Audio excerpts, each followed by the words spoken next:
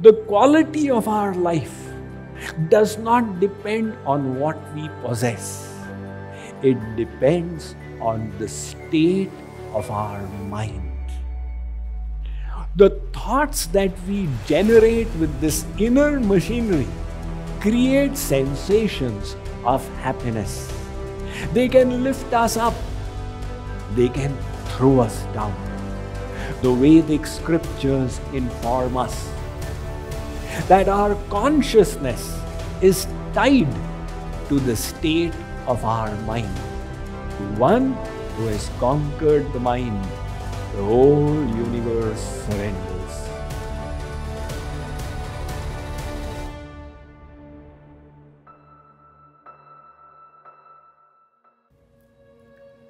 All of us seek to be inspired, seek to have our intellect illumined with divine knowledge, our hearts moved with selfless, fulfilling love, and our lives transformed for the better.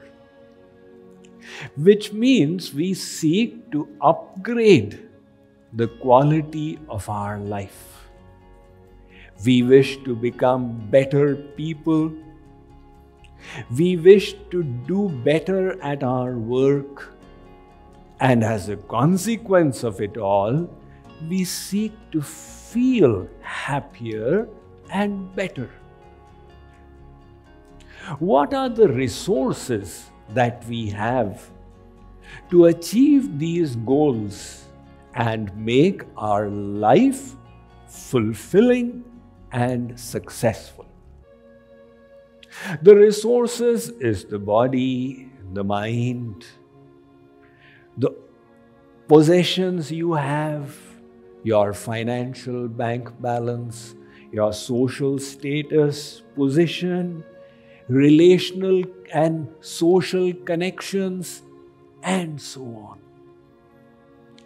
However, there are cases of people who had all of these and yet their life was in a shambles.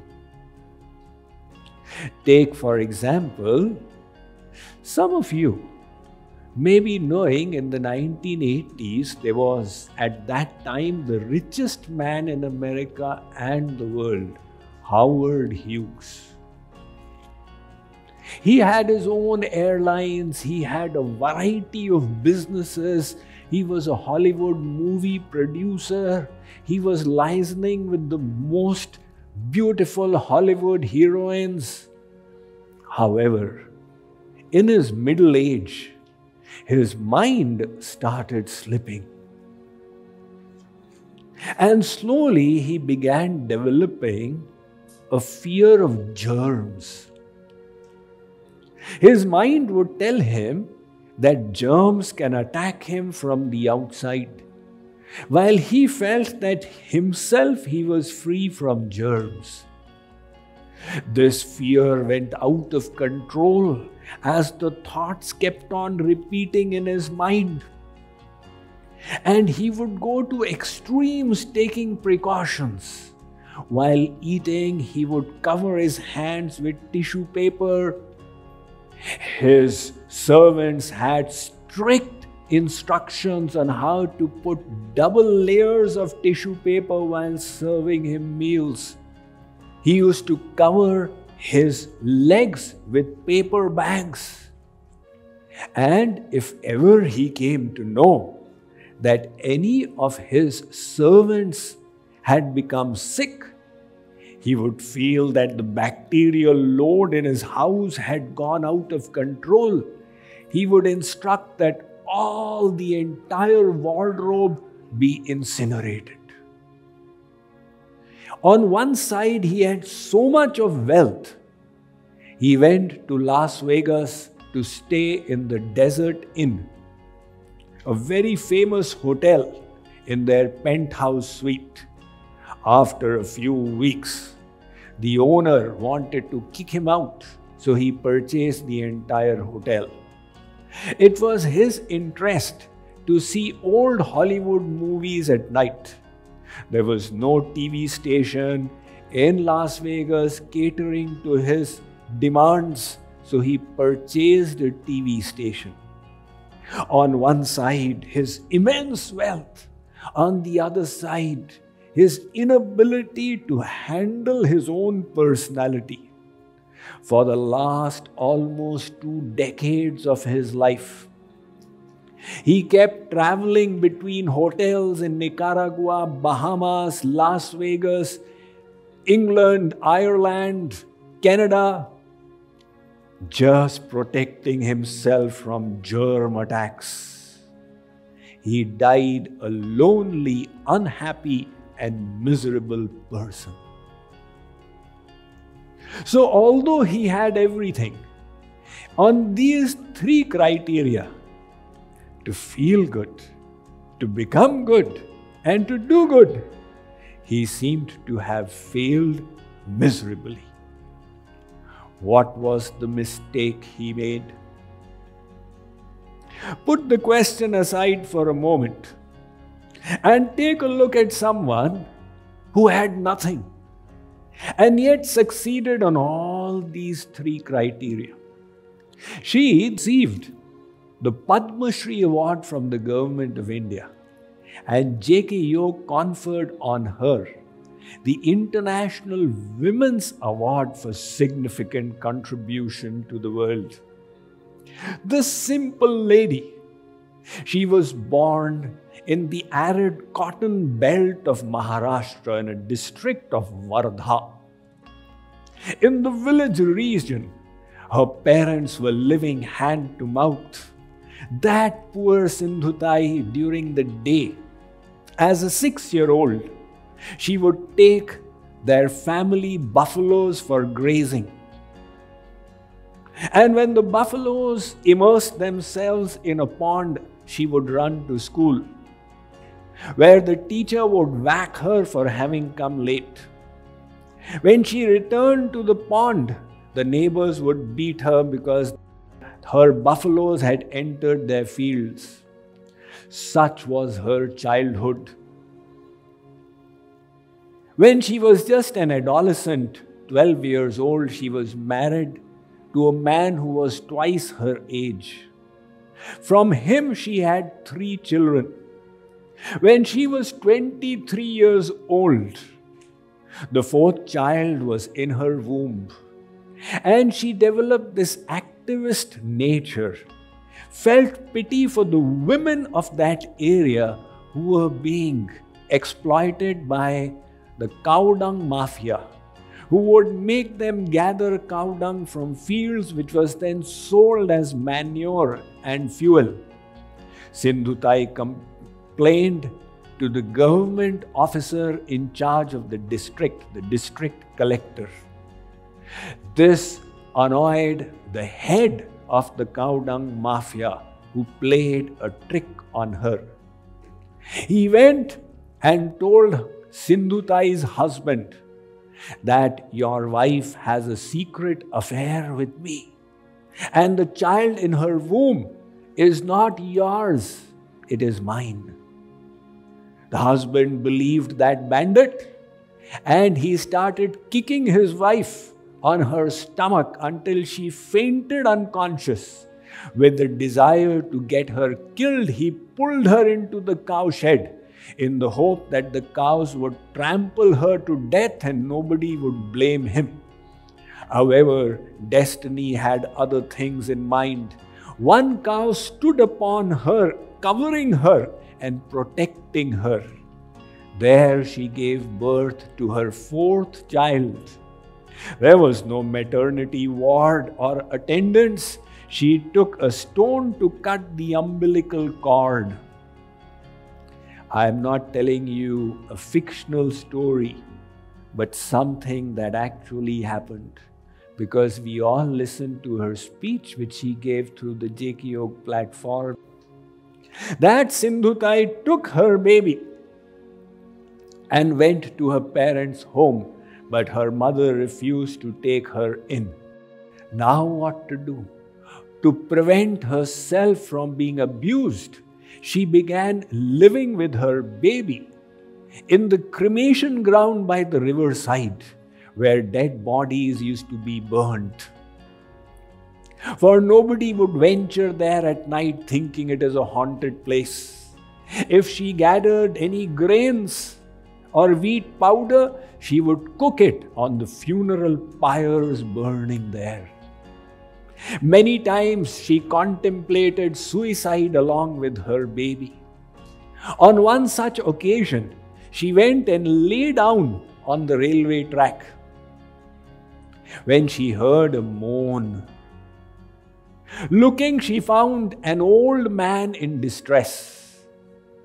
That moved her heart to try and help. She got some food and water and fed him, and felt great satisfaction. That made her think, can I find satisfaction in life, meaning and purpose in life by helping others? But how can I dream of helping others when I don't have anything for myself? At that time, her attention went to the tree that was giving her shade. She found that the branch was half broken and dangling from there, and yet protecting her from the sun. That made her think that if the branch can help me, I can also perchance help somebody. She then got this inspiration to help the street children. Every city of the world has abandoned children, street children, which then grow up to be criminals. In India, we have on the railway station abandoned children. She gathered a few of them and began begging and feeding them. Slowly, these orphans under her care grew to 15. That got the attention of pious-minded people who started helping her and made a shelter for her. She began to be known as the mother of the orphans. Slowly, the children in her care kept on increasing. Her own fourth child, she went and gave away to an orphanage so that she would not be partial to that child while neglecting the others. Some of her children became graduates, postgraduates, and PhDs. Till today, she has mothered 3,000 orphans and is known the world over as the mother of the orphans. She has received over 350 national and international awards. She says that the crowning moment in her life came when her husband came to her as an old man. She did not recognize him in the beginning, but when she blinked, he was asking for shelter. She said, "Oh, this is my husband." But she was completely free from bitterness. She took him in, not as a husband, but as a child. And she tells everybody else, "He is my naughtiest child." Now consider these three criteria: doing good, becoming good, and feeling good. Sindhutai Sapkal has succeeded in all three parameters, while Howard Hughes failed in all. What did she do right where he missed out? It's very simple. The quality of our life does not depend on what we possess. It depends on the state of our mind.